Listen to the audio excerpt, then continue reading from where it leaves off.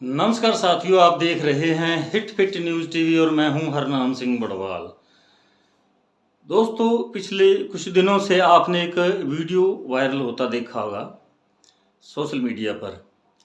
लेकिन उससे पहले मैं आपको बात बताना चाहूँगा कि आपने हिंदुस्तान के अंदर बनी एक बॉलीवुड की फिल्म देखी होगी, हम किसी से कम नहीं। लेकिन इस फिल्म का जो टाइटल है, शीर्षक है हम किसी से कम नहीं, इसका संबंध किसी व्यक्तित्व से जुड़ा हो सकता है इस फिल्म के अंदर, क्योंकि मैंने ये फिल्म देखी नहीं।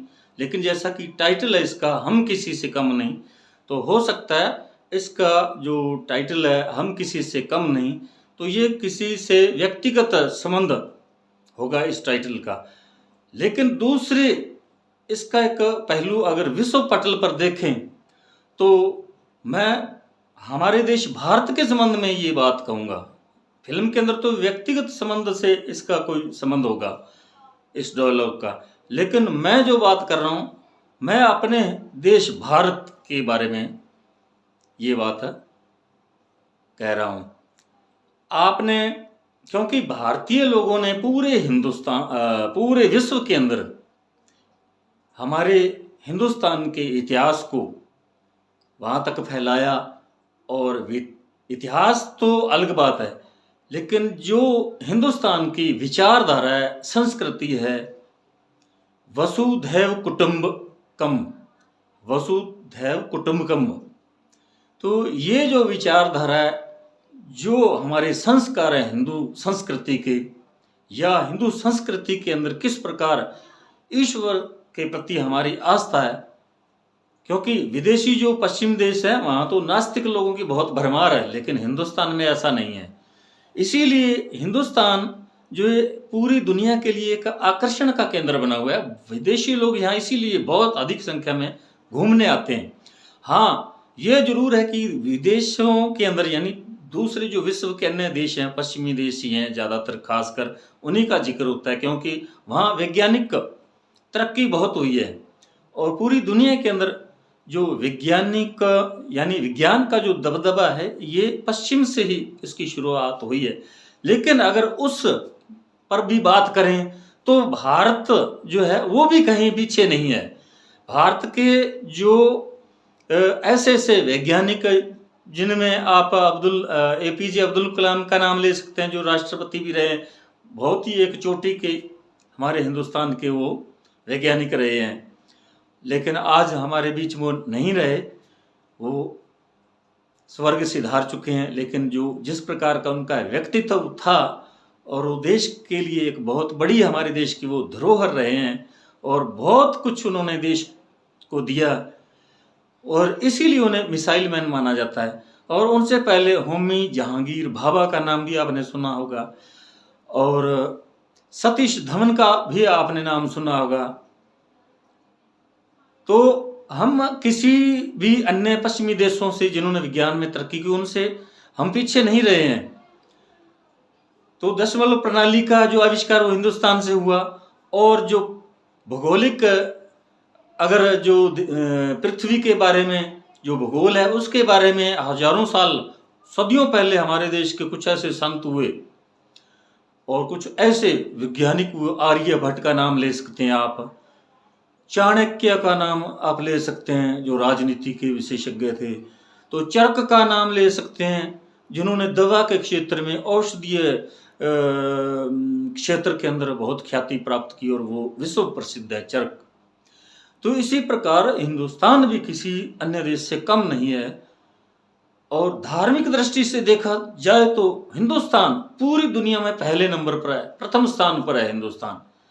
क्योंकि यहाँ जो संयुक्त परिवार प्रणाली है वो पूरी दुनिया में कहीं न खत्म हो चुकी है, लेकिन हिंदुस्तान में अब भी बरकरार है। और इसी को पूरी दुनिया के देश अब भी हमारा इस व्यवस्था को बहुत सलाम करते हैं कि हिंदुस्तान के अंदर संस्कार हैं, मान मर्यादा को बहुत अहमियत दी जाती है। लेकिन पूरी दुनिया के दूसरे देशों में ऐसा कुछ नहीं दिखाई देता। यही कारण है कि आज पूरी दुनिया के अंदर हमारे हिंदुस्तानियों का दबदबा है, वो पूरी दुनिया के अंदर छाए हुए हैं। जहाँ भी जाते हैं हमारे देश का नाम रोशन करते हैं और इस दृष्टि से हम किसी से कम नहीं हैं। फिर मैं वही टाइटल की बात कर रहा हूँ, हम किसी से कम नहीं।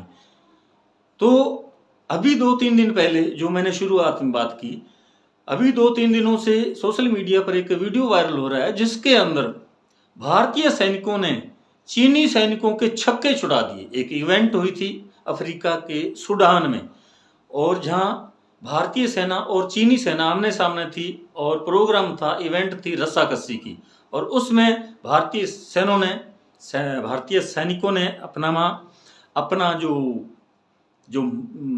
जैसा कि भारतीय सेना का दबदबा पूरी दुनिया के अंदर माना जाता है, जैसा कि 1971 में बांग्लादेश जो पाकिस्तान का एक हिस्सा था, तो यानी पाकिस्तान के 2 टुकड़े कर दिए थे और पूरी पाकिस्तान जो है वो होंद में आया, यानी अस्तित्व में आया।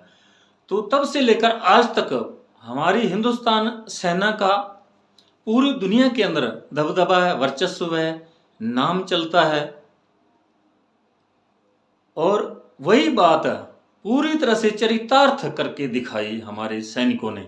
और इस वीडियो में आप अब देखेंगे कि वहाँ किस प्रकार कंपटीशन हुआ, मुकाबला हुआ, जिसमें भारतीय सैनिकों ने चीनी सैनिकों की पोल पट्टी खोल कर रख दी। क्योंकि चीनी सेना और भारतीय सेना की जो गलवान घाटी के अंदर झड़प हुई थी, उसमें हमारे देश के 20 सैनिक शहीद हो गए थे, और बताया जा रहा है कि उधर चीन के जो 50 सैनिक शहीद हुए थे। हालांकि चीनी सैनिकों की तो पुख्ता रिपोर्ट आज तक नहीं आई, लेकिन खबरें जरूर वायरल होती रही कि उनके 50 सैनिक शहीद हुए थे और हमारे 20, यानी उनके अंदर जो झड़प हुई उसमें चीनी सेना बहुत अधिक संख्या में थी और हमारे बहुत कम सैनिक थे। लेकिन फिर भी हमारे सैनिकों ने अपना दमखम दिखाया और उनके ज़्यादा सैनिक हताहत हुए थे। और जहाँ कहीं भी पूरी दुनिया के अंदर अगर 2 सेनाओं के बीच कोई कंपटीशन हुआ, मुकाबला हुआ, इवेंट हुई, चाहे खेल प्रतियोगिता हो या कुछ भी, वहाँ हमेशा भारतीय सैनिकों ने चीनी सैनिकों के बिल्कुल छक्के छुड़ाए हैं। और इस वीडियो में भी अब आप देखें रस्साकसी में क्या कुछ हुआ। इसलिए हम ऐसे हमारी सेना और हमारे सैनिकों को सलाम करते हैं, सैल्यूट करते हैं। लेकिन दूसरी बात तो जो हम अगर हिंदुस्तान के परिप्रेक्ष्य में करें, तो आज जिस पार्टी की केंद्र में सत्ता है वो कहीं ना कहीं हिंदुस्तान की ऐसी पराक्रमी सेना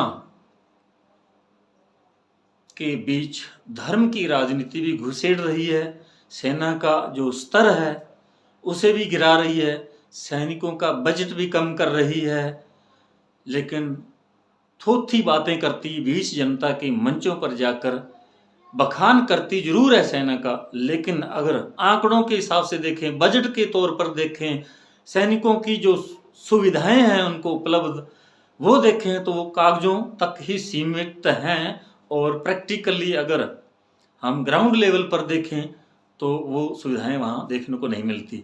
तो हमारा सबसे पहले केंद्र की सत्ता सरकार का ये दायित्व है कि वो सैनिकों का विशेष तौर पर ख्याल रखे, उनके लिए जो भी उनको कानूनी तौर पर सुविधाएं सैंक्शन हुई हैं, अनुमोदित हैं, तो वो उन्हें मिलने चाहिए। कई बार सैनिकों के बीच से इस प्रकार की खबरें जरूर आती हैं कि उन्हें खाना, राशन, सुविधाएं वो उपलब्ध नहीं हो पाती, जो जिनके लिए ऐसे प्रावधान किए हुए हैं ऑलरेडी। तो ये जब बातें इस प्रकार की सामने आती हैं तो हमें बहुत दुख होता है, क्योंकि हिंदुस्तान की जो सेना है उसमें ये जो राजनीति करने वाले बड़े बड़े लोग हैं ना, जो कोई सीएम हो या प्रधानमंत्री हो या अन्य एमपी विधायक हो, उनमें अगर आप सर्वे करें तो उनके बहुत कोई एक्सपेक्शनल यानी कोई बहुत कम संख्या में, बिरले ही कोई सेना के अंदर भर्ती हुए होंगे। वो कोरी राजनीति करते हैं, अपनी खातिर करते हैं, लेकिन झूठा प्रचार करते हैं कि वो देश की सेवा कर रहे हैं। ये बात किसी से छुपी नहीं है ये हमारे पास रोज रोज इस प्रकार की खबरें आती हैं कि फला मंत्री ने इतना घोटाला किया, फला विधायक ने जो कोटा मिला उसमें इतना हो गया खर्च और इतना लैप्स हो गया, और महीने बंधे हुए हैं। पुलिस स्टेशन देख लो, अन्य विभाग देख लो, वहाँ से जो राजनीतिक पार्टियां सत्ता में होती है उनसे चंदा लेती हैं। तो ये भ्रष्टाचार इसीलिए तो खत्म नहीं हो रहा, इसीलिए भ्रष्टाचार को खत्म होने की जगह बढ़ावा दिया जा रहा है। मंत्री पद के लिए क्यों झगड़ा होता है? इसीलिए तो झगड़ा होता है। मंत्री बनने के लिए, मंत्रिमंडल के अंदर जगह बनाने के लिए, और स्पेशली ये कहा जाता है कि मुझे वित्त मंत्रालय दिया जाना चाहिए या कोई और मनपसंद मंत्रालय मिलना चाहिए। उसके पीछे यही तो सारा खेल होता है कि वो मंत्रालय हमें मिलेगा तो हम इतना पैसा कमाएंगे, हम पार्टी के लिए चंदा इकट्ठा करेंगे। तो ये सब कुछ पहले से तय किया जाता है और तभी मंत्रालय मिलता है। ये मैं झूठ नहीं बोल रहा हूं, ये बिल्कुल स्पष्ट है, ये सबको मालूम है। ये भी नहीं कि किसी को पता नहीं हो, सबको पता है।